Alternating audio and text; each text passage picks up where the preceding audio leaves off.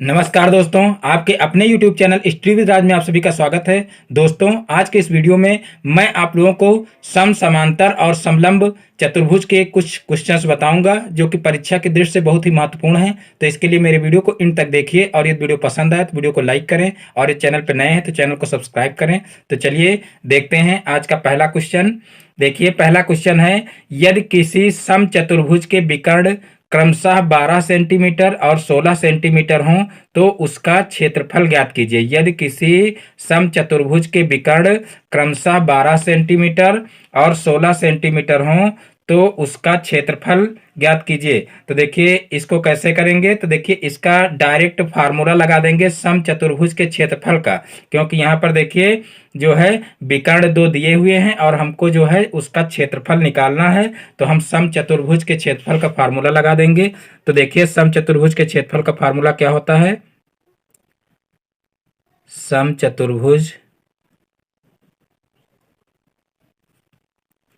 समचतुर्भुज का क्षेत्रफल बराबर, तो देखिए फार्मूला होता है 1/2 गुणे दोनों विकर्णों का गुणनफल। दोनों विकर्णों का गुणनफल। तो इस प्रकार से देखिए ये फार्मूला लगा देंगे। अब इसमें जो है क्या करेंगे, इसमें हम मान रख देंगे। तो यहाँ पर देखिए क्षेत्रफल निकालना है तो इसको ऐसे ही रखेंगे और इधर जो है दोनों विकर्णों को लिख लेंगे गुणे के रूप में। तो यहाँ पर देखिए एक विकर्ण दिया हुआ है 12 और दूसरा दिया हुआ है 16। तो यहाँ पर देखिए 2 से जो है इसको सरल कर लेंगे। तो 2 एक कम 2 और 2 अठे 16 और 12 अठे कितना होता है, तो 12 अठे 96। तो यहाँ पर देखिए 96 आ जाएगा, सेंटीमीटर में दिया है और ये क्षेत्रफल है इसलिए यहाँ पर क्या हो जाएगा, वर्ग सेंटीमीटर हो जाएगा। तो इस प्रकार से जो है बहुत ही आसानी से इस टाइप के क्वेश्चन किए जा सकते हैं। अब देखते हैं नेक्स्ट क्वेश्चन। तो देखिए नेक्स्ट क्वेश्चन है, एक समांतर चतुर्भुज का विकर्ण 10 सेंटीमीटर तथा उस पर सम्मुख शीर्ष से खींचा गया लंब 4 सेंटीमीटर है। चतुर्भुज का क्षेत्रफल ज्ञात कीजिए। तो देखिए इसको कैसे हल करेंगे। तो देखिए इसमें भी डायरेक्ट हम क्या करेंगे, इसमें भी डायरेक्ट समांतर चतुर्भुज के क्षेत्रफल का फार्मूला लगा देंगे। और देखिए ये क्वेश्चन जो भी इसमें आ रहे हैं इसमें सबसे ज़्यादा इम्पॉर्टेंट है कि इसके फार्मूले आप लोगों को पता होने चाहिए, क्योंकि जब तक फार्मूले आप लोगों को पता नहीं होंगे तब तक ये क्वेश्चन जो है कर पाना असंभव है। इसलिए सबसे ज़्यादा इम्पॉर्टेंट है कि आप लोगों को फार्मूले इसके रटे होने चाहिए। तो देखिए समांतर चतुर्भुज के क्षेत्रफल का फार्मूला क्या होता है वो यहाँ पर लगाएंगे। तो देखिए समांतर चतुर्भुज का क्षेत्रफल बराबर, तो देखिए समांतर चतुर्भुज का क्षेत्रफल होता है विकर्ण गुणे विकर्ण से सम्मुख शीर्ष से लंब। तो देखिए यहाँ पर लिख लेंगे विकर्ण से सम्मुख शीर्ष से लंब, सम्मुख शीर्ष से लंब। तो यहाँ पर देखिए विकर्ण कितना दिया हुआ है, तो देखिए विकर्ण दिया हुआ है 10 और विकर्ण से सम्मुख शीर्ष से खींचा गया लंब कितना है, 4 है। तो यहाँ पर 4 लिख लेंगे। तो यहाँ पर देखिए 10 का 4 से गुणा करेंगे तो 10 चौक 40 हो जाएगा। तो इस प्रकार से जो है समांतर चतुर्भुज का क्षेत्रफल निकल आएगा। सेंटीमीटर में दिया हुआ है इसलिए यहाँ पर क्या हो जाएगा, वर्ग सेंटीमीटर हो जाएगा। तो देखिए इस टाइप के क्वेश्चन बहुत ही आसान है, सिर्फ आपको फार्मूले पता होने चाहिए। देखिए यहाँ पर अगर आपको ये फार्मूला पता होगा तो बहुत ही आसानी से इस टाइप के क्वेश्चन हो जाएंगे। देखिए समांतर चतुर्भुज के क्षेत्रफल का फार्मूला क्या होता है, विकर्ण गुणे विकर्ण से सम्मुख शीर्ष से डाला गया लंब। तो यहाँ पर विकर्ण देखिए 10 दिया हुआ है और सम्मुख शीर्ष से डाला गया लंब कितना है, तो वो है 4 सेंटीमीटर। तो दोनों का गुणा कर देंगे तो इस प्रकार से समांतर चतुर्भुज का क्षेत्रफल निकल आएगा। अब देखते हैं नेक्स्ट क्वेश्चन। तो देखिए नेक्स्ट क्वेश्चन है, एक समलंब चतुर्भुज की समांतर भुजाएं 23 सेंटीमीटर तथा 17 सेंटीमीटर हैं। इनके बीच की लंबिक दूरी 6 सेंटीमीटर है। समलंब का क्षेत्रफल ज्ञात कीजिए। देखिए समलंब है और समलंब का क्षेत्रफल हमको ज्ञात करना है। तो देखिए यहाँ पर भी हम क्या करेंगे, यहाँ पर भी समलंब के क्षेत्रफल का फार्मूला लगा देंगे। देखिए सबसे पहले तो आपको समलंब पता होना चाहिए कि समलंब होता क्या है। तो देखिए समलंब एक ऐसा चतुर्भुज होता है जिसका जिसकी जो है आमने सामने की एक जो है एक जोड़ा आमने सामने की भुजाएं समांतर होती हैं और जो दूसरा जोड़ा होता है भुजाओं का वो समांतर नहीं होता है। तो इसी जो है चतुर्भुज को क्या कहते हैं? समलंब चतुर्भुज कहते हैं। तो यहाँ पर देखिए समलंब चतुर्भुज के क्षेत्रफल का फार्मूला क्या होता है उसको देखते हैं। देखिए समलंब समलंब चतुर्भुज का क्षेत्रफल बराबर हो जाएगा 1/2 समांतर भुजाओं का योग, समांतर भुजाओं का योग और गुणे उनके बीच की दूरी होती है, गुणे उनके बीच की दूरी।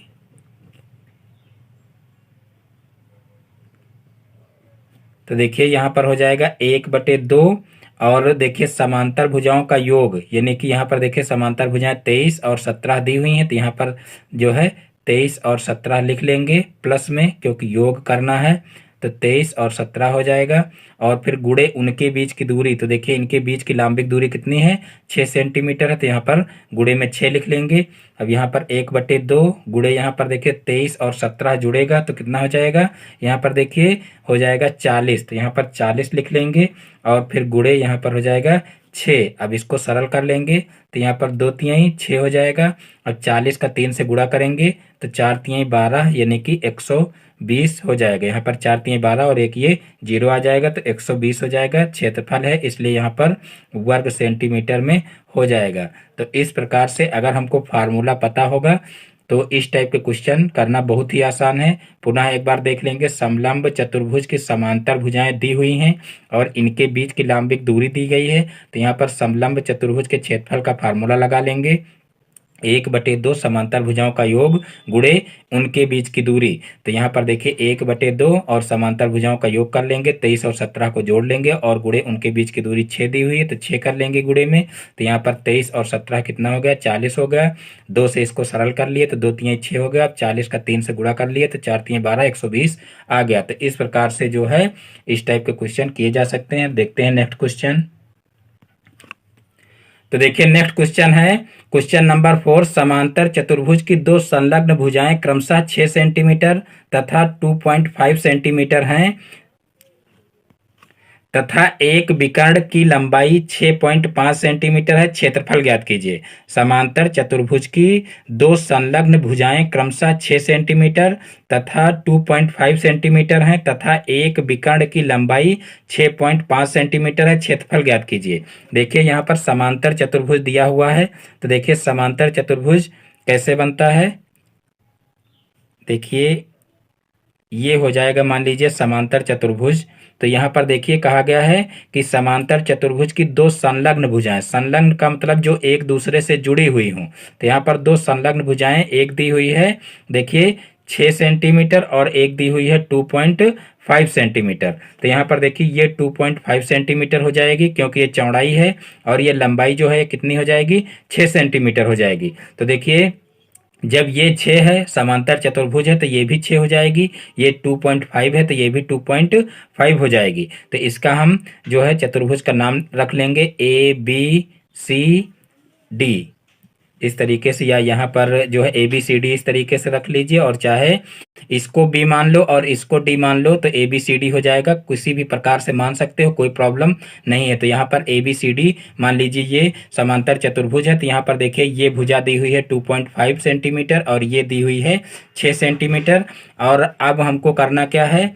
एक विकर्ण की लंबाई भी दी हुई। तो यहाँ पर देखिए मान लीजिए ये विकर्ण है, इसकी लंबाई दी हुई है, कितनी दी हुई है? 6.5 सेंटीमीटर। तो देखिए यहाँ पर अब दो त्रिभुज बन रहे हैं। देखिए एक त्रिभुज बन रहा है ABD और एक बन रहा है BDC। तो ये दो त्रिभुज बन रहे हैं और ये दोनों त्रिभुज क्या होंगे? बराबर होंगे, क्योंकि देखिए ये 6 सेंटीमीटर भुजा है और ये भी 6 सेंटीमीटर हो जाएगी। विकर्ण देखिए दोनों में जो है, जो विकर्ण वाली भुजा है दोनों में देखिए क्या है? उभयनिष्ठ है, यानी कि दोनों में है। और ये 2.5 है तो ये भी 2.5 होगी। तो इस प्रकार से जो है ये दोनों त्रिभुज जो हैं ये बराबर होंगे और इनका क्षेत्रफल भी बराबर होगा। तो इस प्रकार से देखिए हमको करना क्या है, यहाँ पर देखिए जब ये त्रिभुज बराबर है, ये त्रिभुज बराबर है, तो यहाँ पर हमको समांतर चतुर्भुज का क्षेत्रफल निकालना है। तो हम अगर इन दोनों त्रिभुजों का क्षेत्रफल निकाल लें और दोनों को जोड़ दें तो हमारा जो समांतर चतुर्भुज है उसका क्षेत्रफल निकल आएगा। तो यही काम यहाँ पर हम करेंगे। तो इसके लिए देखिए सबसे पहले हम क्या करेंगे, सबसे पहले जो है, क्योंकि ये विषम बाहु त्रिभुज बन रहे हैं, तो विषम बाहु त्रिभुज के क्षेत्रफल ज्ञात करने में हमको जो है परिमाप की जरूरत लगती है, यानी कि जो त्रिभुज होता है उस त्रिभुज के अर्ध परिमाप की जरूरत लगती है। तो यहाँ पर सबसे पहले हम त्रिभुज A B C A D B कर लीजिए, ए डी बी का अर्ध परिमाप निकाल लेंगे, अर्ध परिमाप। तो यहाँ पर देखिए अर्ध परिमाप निकालेंगे तो अर्ध परिमाप होता है एस, तो एस बराबर क्या हो जाएगा, ए प्लस बी प्लस सी बटे 2 हो जाएगा। तो यहाँ पर देखिए ए प्लस बी प्लस सी बटे 2 कितना हो जाएगा, तो यहाँ से निकाल लेंगे। देखिए ए प्लस बी प्लस सी बराबर हो जाएगा, देखिए यहाँ पर है 6 और जो है 6 और यहाँ पर है 2.5 और यहाँ पर है देखिए 6.5 और बटे में 2 हो जाएगा। तो इन सबको जोड़ेंगे तो देखिए कितना हो जाएगा, यहाँ पर 6 और 6 2 8 और 8 6 कितना हो जाएगा, 8 6 14 और 1 ये 15 हो जाएगा, 15 बटे 2 हो जाएगा और 15 को 2 से भाग करेंगे तो कितना हो जाएगा, 7.5 हो जाएगा। तो इस प्रकार से जो है अर्ध परिमाप निकल आएगा। अब चतुर्भुज ABCD का क्षेत्रफल जो है, जो समांतर चतुर्भुज ABCD है, इसका हम क्षेत्रफल निकाल लेंगे। तो देखिए चतुर्भुज ABCD का क्षेत्रफल बराबर, देखिए यहाँ से हमको एक चीज क्लियर हो रही है कि यहाँ से देखिए त्रिभुज ADB बराबर, त्रिभुज ADB बराबर त्रिभुज DBC होगा, DBC होगा। तो यहाँ पर देखिए हम लिख सकते हैं कि चतुर्भुज या समांतर चतुर्भुज ABCD का क्षेत्रफल बराबर जो है त्रिभुज AD, यहाँ पर ADB और प्लस या कह लीजिए का क्षेत्रफल प्लस त्रिभुज क्या DBC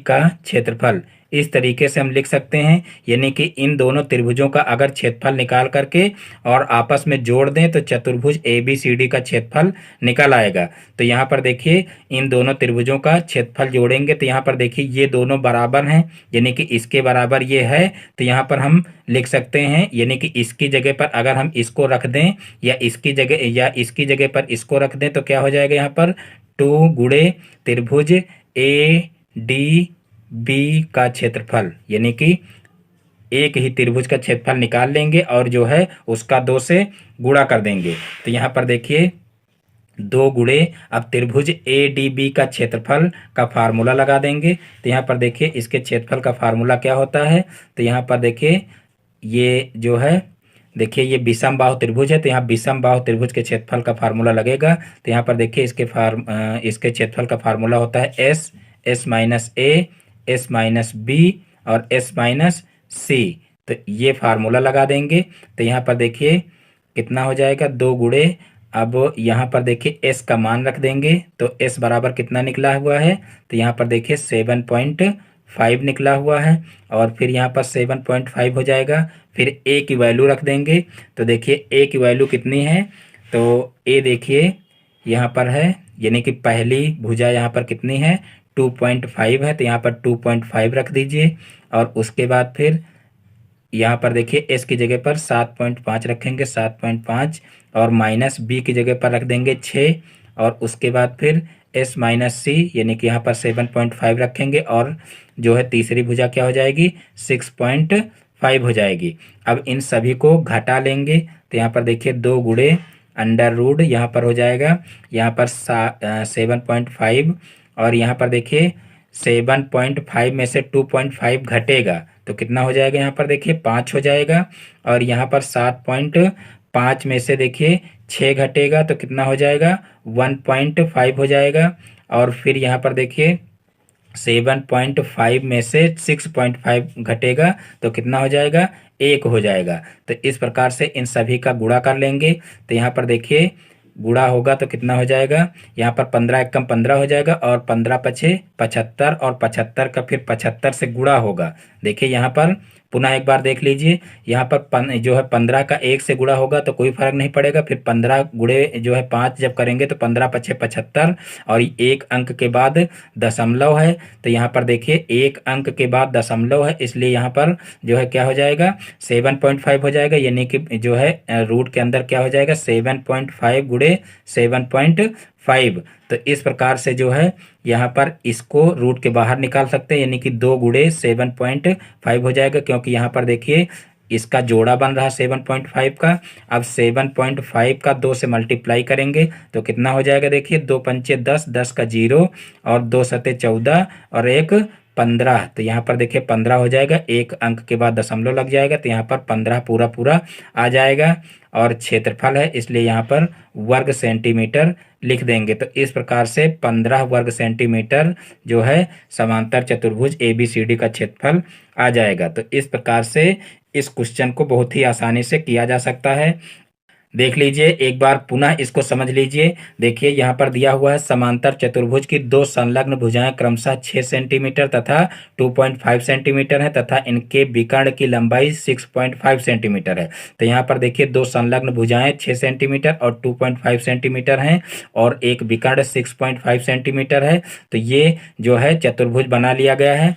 और फिर यहाँ पर देखिए है कि त्रिभुज ADB का अर्ध परिमाप, देखिए यहाँ पर त्रिभुज ADB ये बन रहा है और इसकी सभी भुजाएं देखिए पता है हमको, तो यहाँ पर इसका अर्ध परिमाप निकाल लेंगे। इसका अर्ध परिमाप क्यों निकालेंगे, क्योंकि हमको जो है त्रिभुज के क्षेत्रफल निकालने में जो है अर्ध परिमाप की जरूरत लगती है, यानी कि यहाँ पर जो फार्मूला है उसमें S आता है अर्ध परिमाप, तो इसलिए यहाँ पर अर्ध परिमाप निकालेंगे। तो यहाँ पर देखिए अर्ध परिमाप आ जाएगा 7.5 और फिर क्या करेंगे यहाँ पर नीचे लिख देंगे, यानी कि इन दोनों त्रिभुजों का जो क्षेत्रफल है वो दोनों बराबर होंगे। तो यहाँ पर त्रिभुज ADB बराबर त्रिभुज DBC कर लेंगे।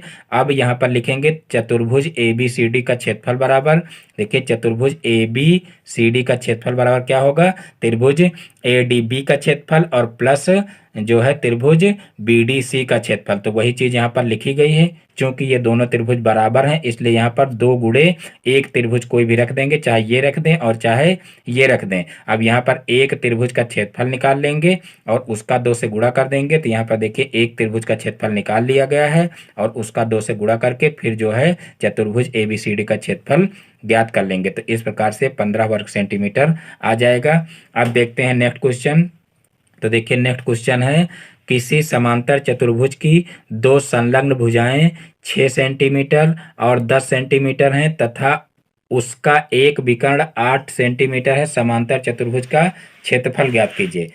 तो देखिए इस क्वेश्चन को कैसे करेंगे, तो देखिए जैसे अभी ऊपर वाला क्वेश्चन किए हैं एकदम सेम वही क्वेश्चन है, तो इसको भी आप लोग आसानी से उसी टाइप से कर सकते हैं। इसमें भी देखिए क्या दिया गया है, समांतर चतुर्भुज की दो संलग्न भुजाएं दी हुई हैं और उसका एक विकर्ण दिया गया है, समांतर चतुर्भुज का क्षेत्रफल ज्ञात करना है। तो सेम उसी प्रकार से लगेगा, यानी कि मान लीजिए ये एक समांतर चतुर्भुज है इस टाइप से और जो है इसकी दो संलग्न भुजाएं दी हुई हैं। देखिए समांतर चतुर्भुज की दो संलग्न भुजाएं, एक 6 सेंटीमीटर एक 10 सेंटीमीटर है, तो ये 6 सेंटीमीटर हो जाएगी, ये 10 सेंटीमीटर हो जाएगी और उसका एक विकर्ण जो है वो कितना दिया हुआ है, 8 सेंटीमीटर दिया हुआ है। तो देखिए विकर्ण को हम जो है ये देखिए ये विकर्ण जो होगा ये ज़्यादा बड़ा होगा, तो यहाँ पर 8 दिया हुआ है, यानी कि ये छोटा वाला विकर्ण इसका होगा, तो इसको 8 लिख लेंगे और फिर यहाँ पर इसका नामकरण कर लेंगे।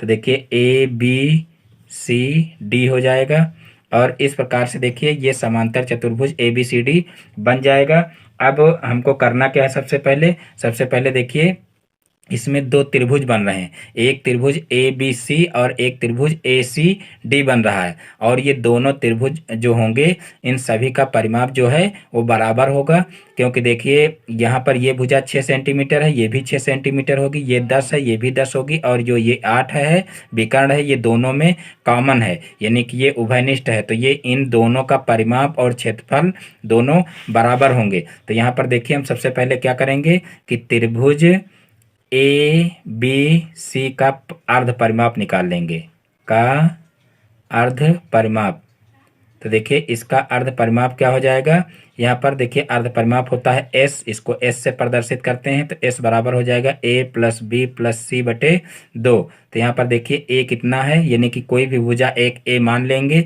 और एक को बी मान लेंगे, एक को सी मान लेंगे। तो यहाँ पर देखिए 3 भुजाएं हैं, तो यहाँ पर देखिए 10 हो जाएगा और 8 हो जाएगा और 6 हो जाएगा। तो इस प्रकार से देखिए और बटे में यहाँ पर 2 हो जाएगा। तो यहाँ पर इनको जोड़ेंगे तो देखिए 8 6 14 हो जाएगा और 14 10 24 और 24 को 2 से भाग करेंगे तो कितना हो जाएगा, 12 हो जाएगा। तो इस प्रकार से अर्ध परिमाप जो है 12 सेंटीमीटर निकल आएगा। अब क्या करेंगे, अब जो है यहाँ पर हम लिख लेंगे कि त्रिभुज, देखिए त्रिभुज ए बी सी बराबर, देखिए ए बी सी बराबर क्या हो जाएगा, त्रिभुज ए सी डी, क्योंकि ये दोनों जो है देखिए दोनों में ये भुजा कॉमन है, ये भुजा इसके बराबर है और ये भुजा इसके बराबर है, इसलिए क्या होगा, ये दोनों त्रिभुज बराबर होंगे। और जब ये दोनों त्रिभुज बराबर होंगे तो क्या इनका जो परिमाप होगा वो भी बराबर होगा और इनका जो क्षेत्रफल है वो भी बराबर होगा। और अब देखिए आगे क्या करेंगे, अब चतुर्भुज या कह लीजिए समांतर चतुर्भुज ए बी सी डी का क्षेत्रफल निकाल लेंगे। तो यहाँ पर देखिए चतुर्भुज ए बी सी डी का क्षेत्रफल बराबर, तो देखिए चतुर्भुज ए बी सी डी का क्षेत्रफल क्या हो जाएगा, तो यहाँ पर लिख लेंगे 2 गुणे त्रिभुज ए बी सी का क्षेत्रफल। देखिए यहाँ पर डायरेक्ट जो है 2 गुणे कर दिए हैं, यहाँ पर आप चाहें तो ये लिख सकते हैं कि त्रिभुज ए बी सी का क्षेत्रफल प्लस त्रिभुज ए सी डी का क्षेत्रफल, और उसके बाद फिर दोनों त्रिभुज बराबर हैं इसलिए दोनों की जगह पर 1 को रखेंगे और 2 से गुणा कर देंगे। तो यहाँ पर हम जो है डबल बार इसको कर दिए, यानी कि 2 से इसका गुणा कर दिए, तो 2 गुणे त्रिभुज ए बी सी का क्षेत्रफल हो जाएगा। अब 2 गुणे यहाँ पर देखिए त्रिभुज ए बी सी के क्षेत्रफल का फार्मूला लगा देंगे। देखिए ये विषम बाहु त्रिभुज है इसलिए यहाँ पर विषम बाहु त्रिभुज का क्षेत्रफल का फार्मूला लगाएंगे। तो देखिए इसका फार्मूला क्या होता है, S minus A S minus B, यहाँ पर देखिए एस माइनस बी और एस माइनस सी, इस प्रकार से ये फार्मूला लगा देंगे। तो यहाँ पर 2 गुणे देखिए एस कितना निकला है, तो एस यहाँ से देखिए 12 निकला है तो यहाँ 12 रख देंगे और फिर एस की जगह पर 12 रखेंगे और ए देखिए क्या हो जाएगा, कोई भी भुजा ए मान लीजिए, यहाँ पर एक बार 10 रख दीजिए, एक बार जो है 6 रख दीजिए और एक बार 8 रख दीजिए।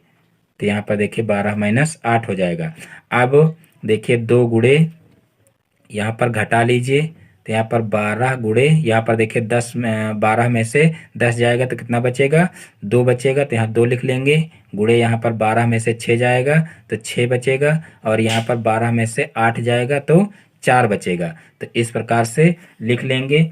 अब देखिए क्या करेंगे, अब इन सभी का गुणा कर लेंगे। तो देखिए गुणा करेंगे तो क्या होगा, देखिए यहाँ पर जो है चाहें तो हम इनको बाहर करने के लिए गुणनखंड के रूप में लिख लेते हैं। यहाँ पर देखिए 12 को अगर इस तरीके से लिख लें, यहाँ पर देखिए 4 3 12 होगा या 6 दूनी 12 लिख लेंगे तब भी हो सकता है। तो देखिए यहाँ पर जो है क्या करेंगे, यहाँ पर जो है इसको गुणे के रूप में लिख लेंगे, यानी कि 6 दूनी 12 होता है तो 6 दूनी 12 हो गया और फिर यहाँ पर 2 हो गया, फिर यहाँ पर 6 हो गया और यहाँ पर जो है 4 को रखेंगे। अब यहाँ से देखिए क्या करेंगे, यहाँ से देखिए 6 और 6 2 बार है तो 1 6 बाहर आ जाएगा। उसके बाद फिर देखिए 2 और 2 2 बार है तो यहाँ भी 1 2 बाहर आ जाएगा और उसके बाद 4 का वर्गमूल तो सभी को पता होगा 2 होगा तो ये भी बाहर आ जाएगा। तो इस प्रकार इन सभी को बाहर कर लेंगे। अब यहाँ पर देखिए 6 दूना 12 और 12 दूना 24 और 24 दूना कितना हो जाएगा, 24 दूना 48 हो जाएगा। तो यहाँ पर देखिए 48 जो है हमारा आंसर आ जाएगा। देखिए चतुर्भुज ए बी सी डी का क्षेत्रफल कितना हो जाएगा, 48 वर्ग सेंटीमीटर हो जाएगा। तो इस प्रकार से बहुत ही आसानी से ये क्वेश्चन किए जा सकते हैं। अब देखते हैं नेक्स्ट क्वेश्चन। तो देखिए फिर नेक्स्ट क्वेश्चन है क्वेश्चन नंबर 6। समलंब का क्षेत्रफल 160 वर्ग सेंटीमीटर है। दोनों समांतर भुजाओं की लंबाइयां 1:3 के अनुपात में हैं। यदि इन भुजाओं में छोटी भुजा 10 सेंटीमीटर हो तो दोनों भुजाओं के बीच की दूरी ज्ञात कीजिए। देखिए यहाँ पर दिया गया है कि समलंब का क्षेत्रफल 160 वर्ग सेंटीमीटर दिया हुआ है और समांतर भुजाओं की लंबाइयों का अनुपात दिया हुआ है। यानी कि मान लीजिए इस प्रकार से कोई समांतर समलंब चतुर्भुज है, मान लीजिए ऐसे इस टाइप में बना हुआ है मान लीजिए। तो यहाँ पर देखिए जो जो ये समांतर भुजाएं हैं इनका अनुपात 1:3 यानी कि इसका अनुपात और इसका अनुपात दिया हुआ है। यदि इन भुजाओं में छोटी भुजा 10 सेंटीमीटर हो यानी कि इस भुजा की माप भी दी गई है और इसकी माप नहीं दी गई है तो दोनों भुजाओं के बीच की दूरी यानी कि हमको इसको जो है वो ज्ञात करना है। तो इस प्रकार से देखिए हम इस क्वेश्चन को कैसे करेंगे। तो यहाँ पर देखिए जो अनुपात दिया हुआ है सबसे पहले हम उसको लिख लेंगे। छोटी भुजा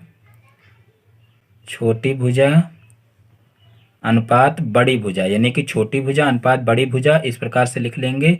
बड़ी भुजा बराबर देखिए क्या दिया हुआ है इनका अनुपात 1:3। यहाँ पर 1:3 इस तरीके से लिख लेंगे। अब छोटी भुजा देखिए 10 दी हुई है तो 10 लिख लेंगे और बड़ी भुजा नहीं दी गई है तो इसको ऐसे ही लिख लेंगे। और यहाँ पर इनका अनुपात दिया हुआ है 1:3। अब क्या करेंगे, अब जो है यहाँ पर बड़ी भुजा को इधर ही रखेंगे और जो 10 है इसको इधर भेज देंगे। तो यहाँ पर देखिए क्या हो जाएगा, या कह लीजिए यहाँ पर इस तरीके से जो है लिख लेंगे 10 बटे बड़ी भुजा बराबर 1/3। अब यहाँ पर जो है तिर्यक गुणा कर लेंगे। तो यहाँ पर देखिए बड़ी भुजा बराबर क्या हो जाएगा, बड़ी भुजा बराबर हो जाएगा 30। तो इस प्रकार से बड़ी भुजा जो है वो 30 सेंटीमीटर आ जाएगी। अब जो है हम क्या करेंगे, यहाँ पर देखिए समलंब चतुर्भुज जो है, इस समलंब चतुर्भुज की अब जो समांतर भुजाएं हैं यानी कि ये भुजा और ये भुजा दोनों पता चल गई हैं। एक कितनी है 10 है और एक ये 30 सेंटीमीटर आ गई है। अब हम क्या करेंगे, डायरेक्ट जो है समलंब का क्षेत्रफल का फार्मूला लगा देंगे। तो यहाँ पर देखिए समलंब चतुर्भुज के क्षेत्रफल का फार्मूला क्या होता है, समलंब चतुर्भुज का क्षेत्रफल बराबर तो देखिए 1/2 गुणे समांतर भुजाओं का योग, समांतर भुजाओं का योग गुणे उनके बीच की दूरी, ये फार्मूला होता है। तो ये फार्मूला लगा देंगे। अब यहाँ पर देखिए समांतर चतुर्भुज का क्षेत्रफल हमारा दिया हुआ है देखिए 160 वर्ग सेंटीमीटर। तो इसकी जगह पर 160 लिख लेंगे और 1/2 हो जाएगा। समांतर भुजाओं का योग करना है तो यहाँ पर देखिए एक भुजा पहले से दी हुई थी, एक हम निकाल लिए हैं तो यहाँ पर जो है उनका योग कर लेंगे, 10 + 30 हो जाएगा। और उनके बीच की दूरी हमको क्या करना है, निकालना है। तो यहाँ पर जो है इसको यही रहने देंगे। तो यहाँ पर देखिए लिख लेंगे बीच की दूरी।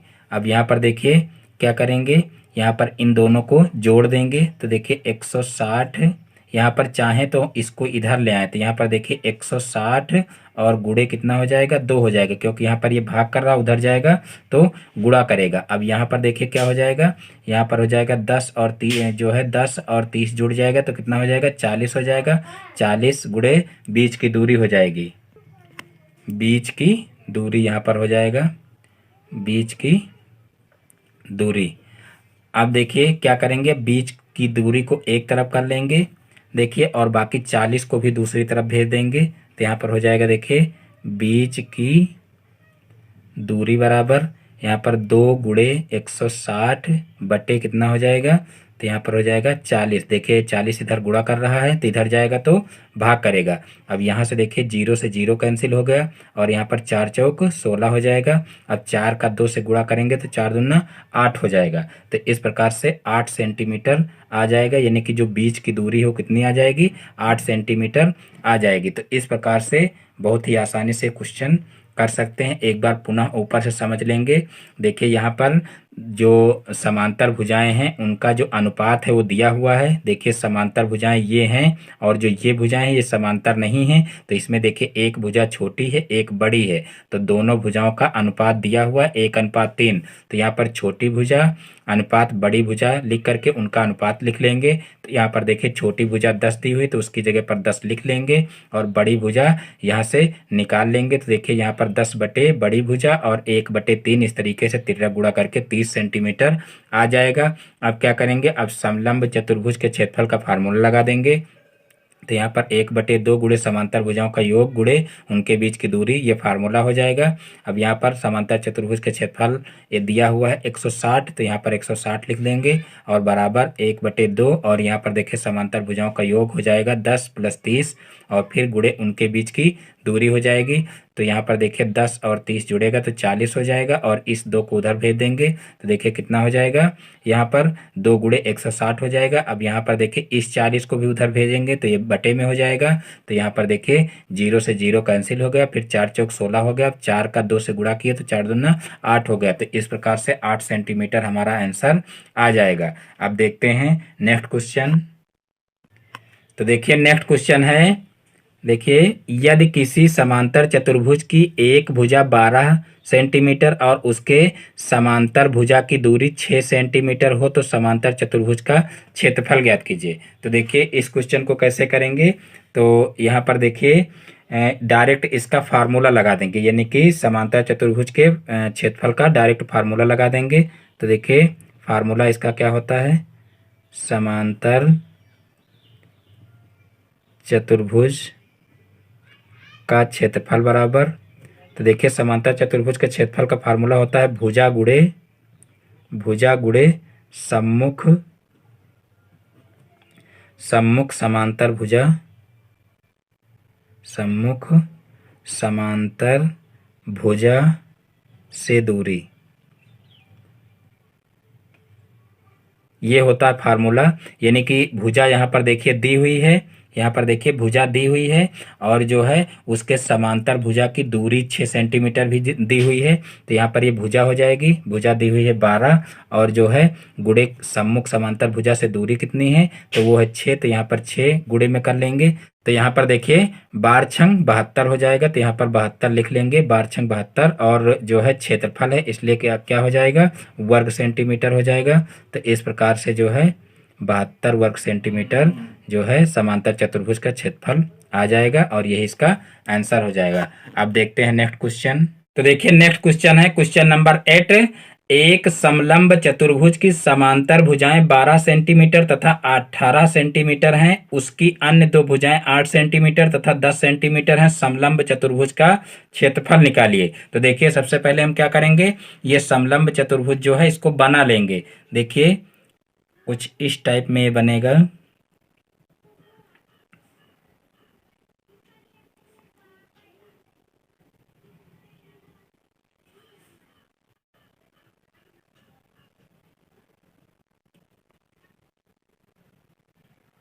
मान लीजिए ये इस टाइप में बना हुआ है, एक भुजा ये है और एक ये भुजा है और ये समांतर भुजा हो जाएगी।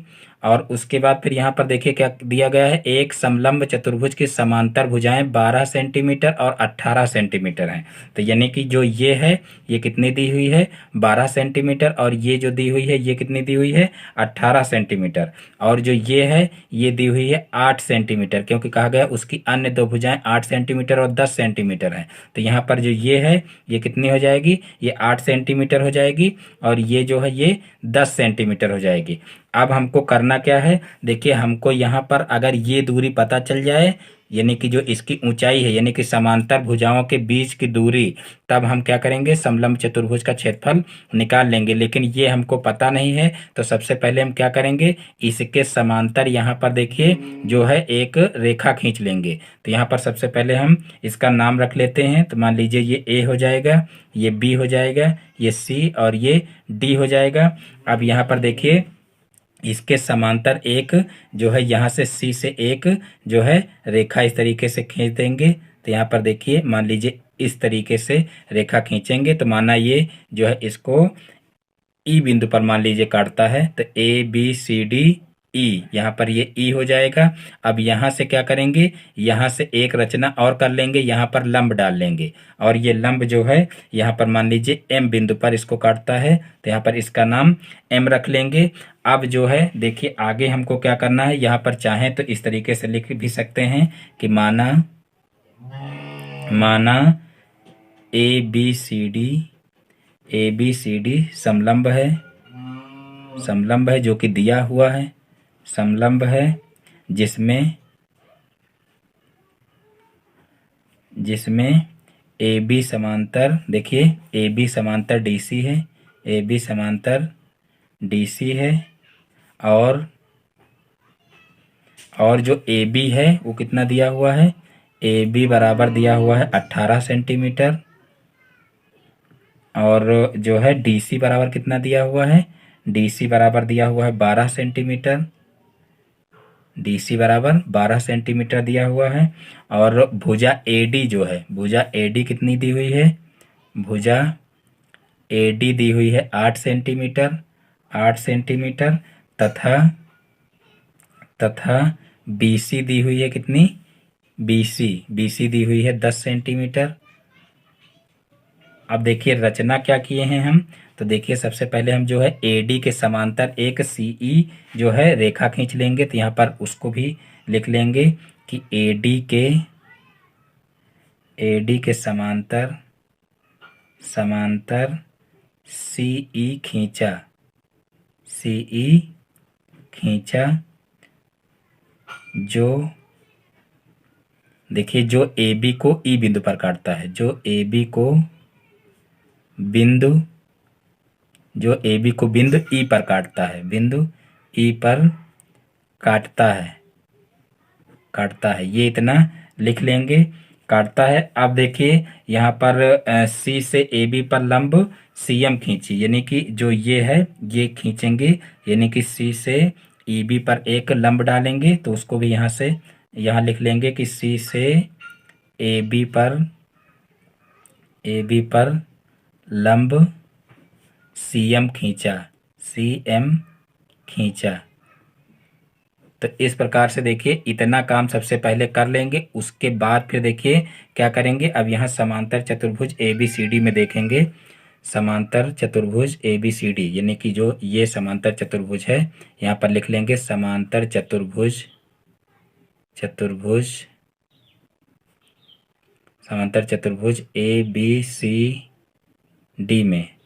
ABCD में देखिए AE बराबर कितना हो जाएगा, AE देखिए कहाँ है, AE बराबर क्या हो जाएगा, DC हो जाएगा, AE बराबर DC बराबर कितना हो जाएगा, 12 सेंटीमीटर हो जाएगा।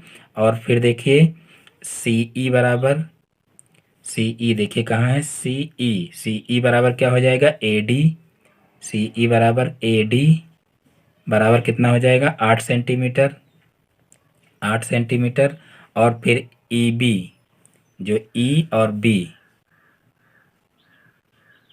EB बराबर देखिए क्या हो जाएगा, EB बराबर देखिए जो ये EB यानी कि ये भुजा है, ये हम कैसे निकालेंगे। तो देखिए इसको निकालने के लिए हम क्या करेंगे कि अगर इस पूरी में से हम DC को घटा दें, अगर पूरी में से जो है यहाँ पर देखिए पूरी कितनी है, AB है यानी कि 18 है, और 18 में से अगर ये 12 निकाल दें तो इतनी हमारी पता चल जाएगी। तो यहाँ पर हम EB बराबर क्या लिख सकते हैं, AB माइनस AE, तो यहाँ पर देखिए AB कितनी है, तो AB है 18 और माइनस AE कितनी है, तो देखिए AE है 12, तो यहाँ पर 12 लिख देंगे। तो यहाँ पर देखिए 18 में से 12 माइनस करेंगे तो कितना आ जाएगा, तो यहाँ पर आ जाएगा 6। तो यहाँ पर ये EB जो है वो कितनी आ जाएगी, EB जो है वो आ जाएगी 6 सेंटीमीटर। तो देखिए EB हमको जो है यहाँ पर EB हमको पता चल गई है। अब हमको देखिए निकालना क्या है, हमको जो है CM निकालना है। तो CM को कैसे निकालेंगे, तो यहाँ पर देखिए हम त्रिभुज CEB में जो है क्या करेंगे, इसका अर्ध परिमाप निकालेंगे, क्योंकि यहाँ पर देखिए हमको ये भुजा पता चल गई है, क्योंकि ये 8 है। यहाँ पर देखिए इसके समांतर खींचे हैं तो ये 8 हो जाएगी। यहाँ पर देख लीजिए इसके समांतर ये भुजा है तो ये 8 हो जाएगी, और फिर ये 10 दिया हुआ है और EB जो है वो निकाल चुके हैं। तो यहाँ पर हम क्या करेंगे, सबसे पहले इसका अर्ध परिमाप निकाल लेंगे। तो त्रिभुज यहाँ पर लिखेंगे, त्रिभुज CEB में EB बराबर कितना है, EB बराबर 6 सेंटीमीटर है, और BC बराबर कितना है, देखिए BC बराबर 10 सेंटीमीटर है, BC बराबर 10 सेंटीमीटर है, और CE बराबर कितना है, 8 सेंटीमीटर है। तो यहाँ पर देखिए अब इसका अगर हम अर्ध परिमाप निकालेंगे तो कितना आ जाएगा, यहाँ पर देखिए 6 + 10 + 8/2 आ जाएगा। तो इनको जोड़ेंगे तो देखिए 18 और 18 6 24, 24/2 हो जाएगा और भाग करेंगे 2 से तो कितना हो जाएगा, 12 हो जाएगा। तो इस प्रकार से अर्ध परिमाप निकल आएगा। अब देखिए यहाँ पर अगर हम सिस्टमैटिक ढंग से देखें तो यहाँ पर देखिए यानी कि यहाँ पर जो अर्ध परिमाप आया है तो ये तो भुजाओं की माप दी हुई थी उससे निकाल लिए। अब अगर त्रिभुज जो है ABC का क्षेत्रफल निकालें तो क्षेत्रफल देखिए क्या आएगा, त्रिभुज ABC का क्षेत्रफल बराबर क्या आ जाएगा, देखिए ये विषम बाहु त्रिभुज है तो इसलिए ये हो जाएगा S S - A S - B S - C। तो यहाँ पर देखिए S कितना है, 12 है तो यहाँ पर 12 रख देंगे तो यहाँ पर हो जाएगा 12 और यहाँ पर देखिए 12 माइनस कितना हो जाएगा, यहाँ पर पहली भुजा दी हुई 6 तो यहाँ पर 12 - 6 कर लेंगे और फिर 12 - 10 हो जाएगा और फिर 12 - 8 हो जाएगा। तो इस प्रकार से कर लेंगे और अब देखिए यहाँ पर कितना हो जाएगा, 12√12। तो देखिए यहाँ 12 में से 6 को घटाएंगे तो कितना हो जाएगा, 6 हो जाएगा। तो यहाँ गुणे में 6 लिख लेंगे और फिर गुणे यहाँ 12 में से 10 को घटाएंगे तो 2 हो जाएगा और यहाँ 12 में से 8 को घटाएंगे तो 4 हो जाएगा। तो इस प्रकार से देखिए यहाँ पर क्या हो जाएगा, इनका गुणा कर लेंगे तो यहाँ पर देखिए 6 दूना 12 हो जाएगा और 12 का एक जोड़ा बन रहा है तो यहाँ पर 12 निकल आएगा बाहर और 4 का जो है वर्गमूल कितना होता है, 2 होता है। तो यहाँ पर 12 दूना 24 यानी कि इनका जो है वर्गमूल कितना हो जाएगा, 24 हो जाएगा और त्रिभुज ABCD का क्षेत्रफल कितना हो जाएगा, वो भी 24 हो जाएगा। अब जो है इसके देखिए विषम बाहु त्रिभुज के क्षेत्रफल से निकाले हैं और अगर हम जो है त्रिभुज का क्षेत्रफल का दूसरा फार्मूला लगाएं, त्रिभुज का क्षेत्रफल तो देखिए उसका दूसरा फार्मूला होता है 1/2 गुणे आधार गुणे लंब, आधार गुणे लंब जो आप लोगों को पता होगा। तो यहाँ पर देखिए त्रिभुज का क्षेत्रफल हमारा निकला है 24 और 24 बराबर हो जाएगा यहाँ पर देखिए 1/2 और गुणे आधार और गुणे लंब, लंब देखिए जो है हमको ज्ञात करना है और यहाँ पर देखिए आधार जो है हमको पता है। तो EB देखिए हमको पता था यानी कि जो आधार निकाले थे वो पता था, वो कितना है, 6 है। तो यहाँ पर 6 रख देंगे और यहाँ पर लंब हम निकाल लेंगे। तो यहाँ पर लंब बराबर देखिए क्या आ जाएगा, यहाँ पर 24 और जो है ये जाएगा उधर तो बटे में हो जाएगा 6 और जो है 2 उधर जाएगा तो गुणे में हो जाएगा। तो यहाँ पर देखिए कितना हो जाएगा, 2 × 1 = 2 और 2 × 3 = 6 और 3 से इसको भाग करेंगे तो 3 × 8 = 24 यानी कि 8 हो जाएगा। तो यहाँ पर देखिए त्रिभुज का जो है त्रिभुज की जो है लंब भुजा कितनी हो जाएगी, तो ये हो जाएगी 8 सेंटीमीटर। तो इस प्रकार से लंब निकल आया है। अब हम क्या करेंगे, समलंब के चतुर्भुज का क्षेत्रफल का फार्मूला डायरेक्ट लगा देंगे और जो है समलंब का क्षेत्रफल निकाल लेंगे। तो यहाँ पर देखिए समलंब का क्षेत्रफल बराबर 1/2 गुणे समांतर भुजाओं का योग, समांतर भुजाओं का योग हो जाएगा और गुणे उनके बीच की दूरी हो जाएगी, गुणे उनके बीच की दूरी हो जाएगी। यहाँ पर लिख लेना आगे। तो यहाँ पर देखिए 1/2 हो जाएगा और गुणे समांतर भुजाओं का योग कितना हो जाएगा, देखिए 12 + 18 हो जाएगा और फिर जो है यहाँ पर गुणे उनके बीच की दूरी यहाँ पर निकाल चुके हैं, 8 है तो 8 लिख लेंगे। अब यहाँ पर देखिए जो है 12 और 18 को जोड़ेंगे तो कितना हो जाएगा, 12 और 18 30 हो जाएगा और 30 का 8 से गुणा करेंगे। यहाँ पर देखिए 2 से इसको भाग कर दीजिए तो 2 चौको 8 हो जाएगा।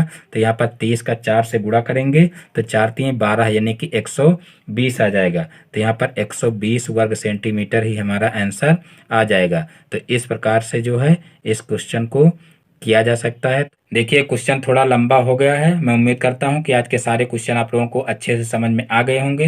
दोस्तों यदि हमारा वीडियो पसंद आया हो तो वीडियो को लाइक करें, और इस चैनल पर नए हैं तो चैनल को सब्सक्राइब करें और बेल आइकन को भी प्रेस कर लें, जिससे हमारे आगे आने वाले वीडियो का नोटिफिकेशन आपके मोबाइल पर सबसे पहले पहुंचे। फिर मिलते हैं अपने नेक्स्ट वीडियो में एक नए टॉपिक के साथ में। तब तक के लिए जय हिंद, वंदे मातरम।